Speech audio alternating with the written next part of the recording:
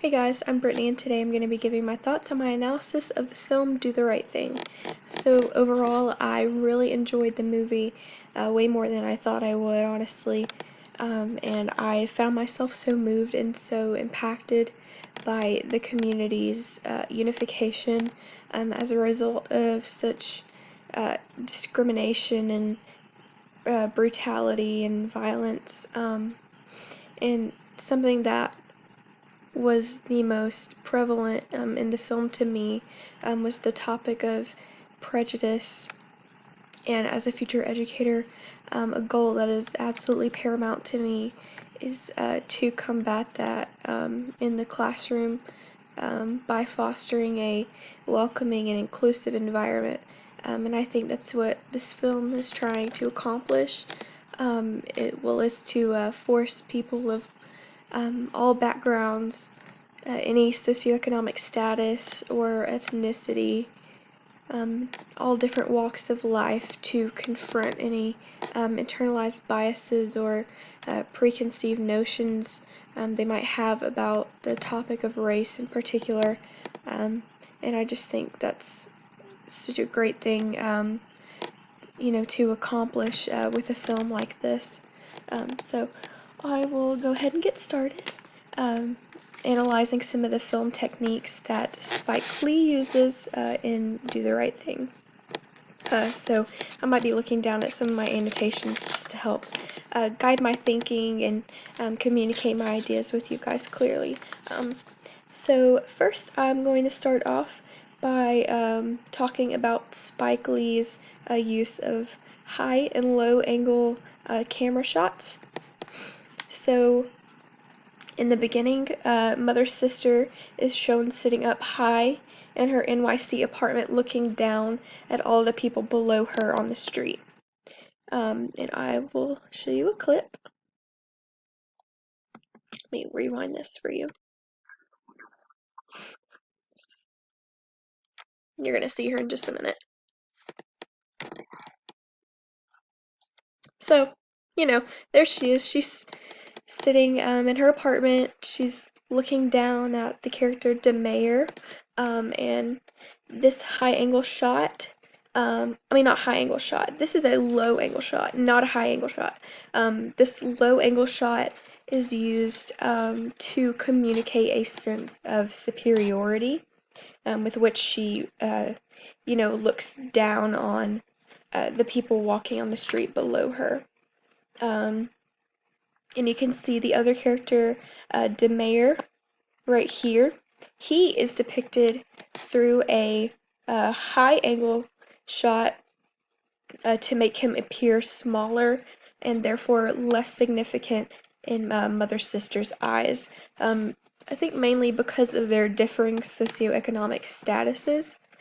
But here you can see he appears a little smaller, a little shorter, compared to Mother's sister, who, she's also filmed at a Dutch angle. But we'll talk more about that later on in this video. But she is depicted through a low angle camera shot, and she just appears more powerful and more intimidating here than him, and he's just kind of standing below her.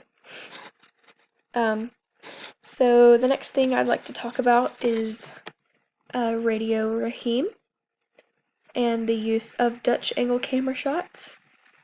So here, this is a perfect example of a Dutch angle shot.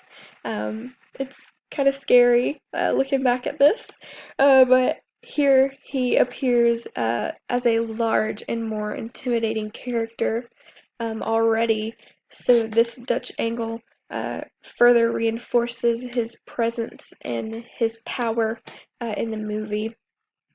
And in nearly every scene that he is in, there is a Dutch angle camera shot.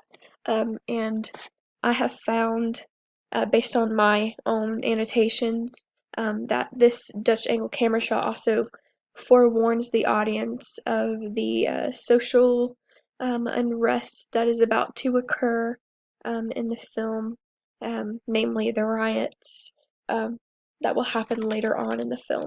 But that is an example of another kind of film technique that's used. Um, and I will let you guys see a more in-depth example of this. Okay.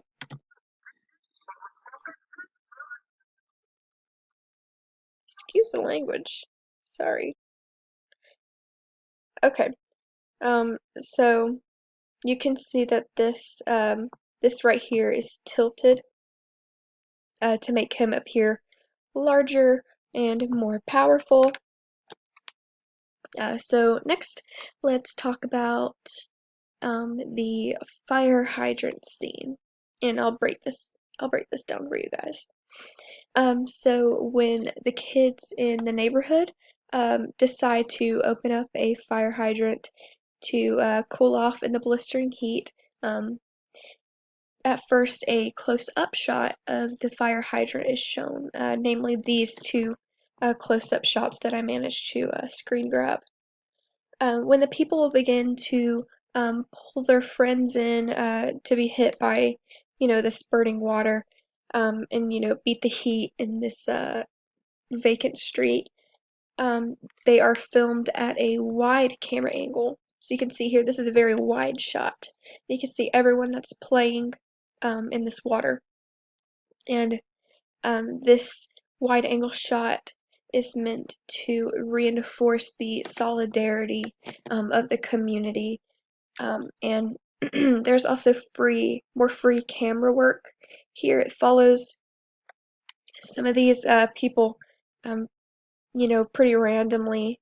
Um, and this evokes an atmosphere that is much more light compared to some of the darker scenes, namely the riot scene. So overall, the cinematography of the film, just its ability to seamlessly cut between these close-up shots and these wide-angle shots, Dutch angle shots, uh, high and low angle shots.